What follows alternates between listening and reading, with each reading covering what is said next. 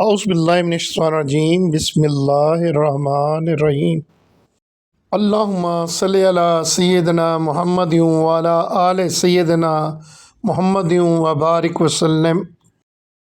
میں محمد سلیم اختر قریشی سجادہ نشین دربار عالیہ حضرت سلطان ایوب کتال رحمۃ اللہ علیہ آپ سے مخاطب ہوں۔ ہمارا آج کا موضوع ہے زبان کی اہمیت، زبان پر کنٹرول۔ اللہ تبارک و تعالیٰ نے انسان کو اشرف المخلوقات بنایا اور اپنی سب سے پیاری تخلیق قرار دیا۔ انسانی جسم میں زبان ایک خوبصورت تخلیق ہے۔ رسالت مآب صلی اللہ علیہ وآلہ وسلم کا ارشاد گرامی ہے کہ تو مجھے زبان کی حفاظت کی ضمانت دو، میں تمہیں جنت کی ضمانت دیتا ہوں۔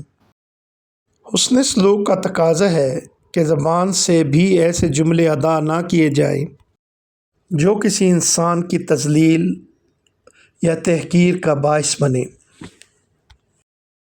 آپ کا ارشاد گرامی ہے لا تقولوا قبیح اللہ وجہہ، اپنی زبان سے کسی کو نہ کہو کہ اللہ تیرا چہرہ بگاڑ دے۔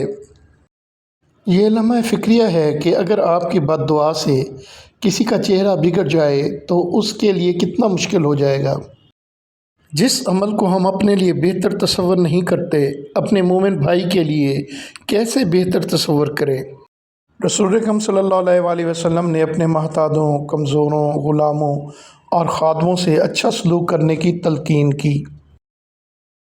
یہ وہ عمل ہے جب رسول اکرم صلی اللہ علیہ وآلہ وسلم دنیا سے پردہ فرما رہے تھے تو اس وقت یہ تلقین کی۔ رسالت مآب صلی اللہ علیہ وآلہ وسلم نے اپنی تبلیغ کے دوران اچھی گفتار کو بہت زیادہ اہمیت دی۔ زبان اللہ کی ایک بہت بڑی نعمت ہے۔ یہ وہ عضو ہے جس کے ذریعے انسان اپنے احساسات و جذبات کی ترجمانی کرتا ہے۔ زبان ہی کی وجہ سے انسان باعزت مانا جاتا ہے اور اسی کی وجہ سے ذلت کی گہرائیوں میں گرتا ہے۔ زبان کی اہمیت کو صرف وہ شخص سمجھ سکتا ہے جس کو اللہ تبارک و تعالیٰ نے اس نعمت سے محروم کیا۔ سورۃ البلد میں ارشاد باری تعالیٰ ہے کہ ہم نے اس لیے 2 آنکھیں اور 1 زبان اور 2 ہونٹ نہیں بنائے۔ سب سے زیادہ غلطیاں انسان زبان ہی کی وجہ سے کرتا ہے۔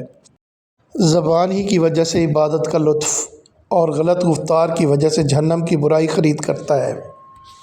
حضرت معاذ رضی اللہ تعالیٰ عنہ سے روایت ہے کہ حضور اکرم صلی اللہ علیہ وآلہ وسلم نے فرمایا اپنی زبان کو پکڑ کر رکھو۔ برائے مہربانی اس چینل کو سبسکرائب کریں، بیل آئیکن کو پریس کریں، شیئر کریں۔